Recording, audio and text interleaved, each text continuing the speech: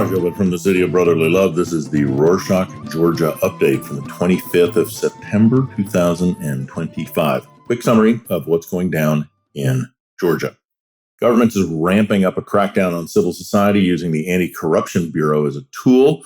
Over 30 organizations got letters demanding massive amounts of data. On Wednesday, the 17th, a Tbilisi court approved the Bureau's request against 9 NGOs, forcing them to hand over internal records. Groups say the Bureau ignores basic legal procedures, uses vague justifications for requesting sensitive information, which leaves personal data at risk. They accurately say that the whole process is a harassment campaign designed to weaken human rights and democracy watchdog organizations. Next up, on Sunday the 21st, a group of Georgian veterans living abroad released a video appeal to the country's security forces. Ivanishvili, former high-ranking member of the Special Task Department who resigned from his post after his department was used to brutally crack down on pro-European protests, read the message. Veterans urged officers to break away from a corrupt pro-Russian system and honor their oaths to serve Georgia. They say the ruling party relies solely on security services to maintain power, and orderly officers carry the burden of following their orders. On other news, on Saturday the 20th, South Ossetia, Georgia's separatist region under Russian control, marked the 35th anniversary of its republic with a military parade. Their leader, Ivanishvili, asked Georgia's ruling party to take the next step and recognize South Ossetia as a state, saying it would be a step towards justice and peace. Russian official Sergei Kiriyenko also spoke at the event, reading Putin's message that promised ongoing support for the region's security and economy. It's no wonder that Goglayev is talking about the next step. It's a Georgian dream, or Kotsebi have been blaming the previous administration led by Mzia Sakhashvili for starting the 2008 Russian-Georgian war. Switching gears, on Monday the 19th, Mzia Ivanishvili, founding of the Kotsebi party and by far the richest man in the country, hosted the United Arab Emirates President Sheikh Mohammed bin Zayed Al Nahyan in Tbilisi. Prime Minister Irakli Kobakhidze, his haircut, and the Economy Minister Mariam Ivanishvili also attended the meeting. Ivanishvili thanked the sheikh for praising the growing friendship and economic ties between Georgia and the UAE, pointing to major Emirati investments as proof. The sheikh said relations will soon reach a new level, confirming the launch of a $6 billion project promising scholarships for Georgian students and support for AI training.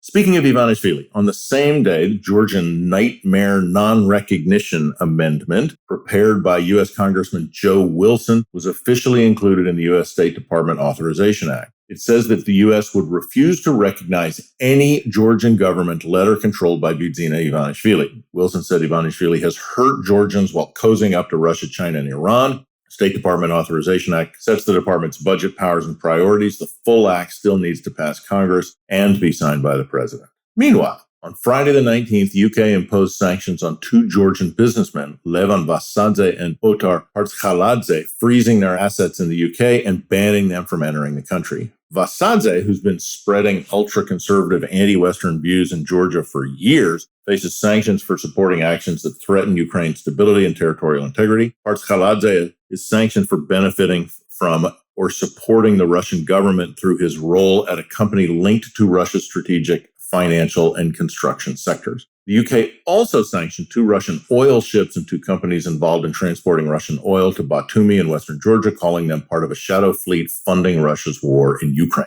An update to a story from our previous show last week, we reported that Janishir Burchuladze, who was Minister of Defense until last year, was arrested for abuse of power, corruption, and hiding illegal income. However, now his former colleagues are not done with him and are investigating his relative. On Friday the 19th, authorities announced they'd seized over 300,000 untaxed cigarette packs from an underground factory linked to Burchuladze's family worth more than 2 million lari. It's about $750,000. They say Burchuladze's relatives set up an underground cigarette factory in Gori in central Georgia in 2023. Police arrested the factory's owner, its director, and a former bodyguard of Burchuladze's. They now face criminal charges and could lead to 7 to 10 years in prison.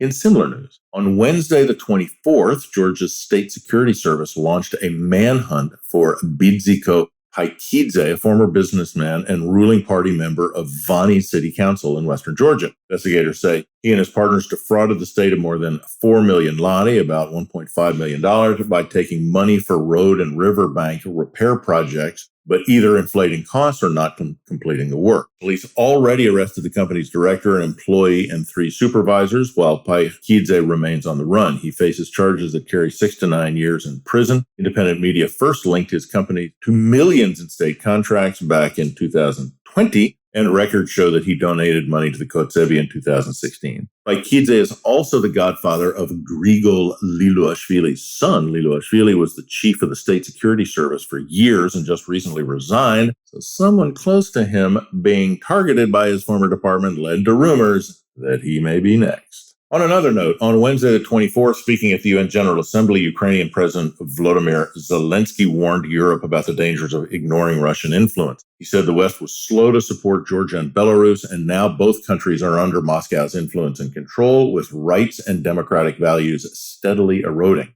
Zelensky stressed that Europe cannot allow the same outcome in Moldova and urged stronger support to prevent it. Also, on Wednesday the 24th, Georgia's foreign ministry summoned German ambassador Peter Fischer, who their favorite pastime is harassing these days. They accused him of interfering in the country's internal affairs and encouraging the opposition's radical agenda, which is, of course, ridiculous. Officials told him he violated the Vienna Convention by fueling polarization in Georgian society. They also questioned why Germany's embassy voiced concerns about hate speech and disinformation, demanding evidence. OMG. This is the first time that Georgia has summoned a German ambassador. This step followed weeks of attacks against the ambassador from ruling party leaders who accused Fischer of siding with the opposition and even blamed him for political violence that had erupted in the streets. Germany strongly rejected the accusations, saying they damage relations. EU and 26 other embassies also defended Fischer and released a statement of support, as well as many Georgian citizens.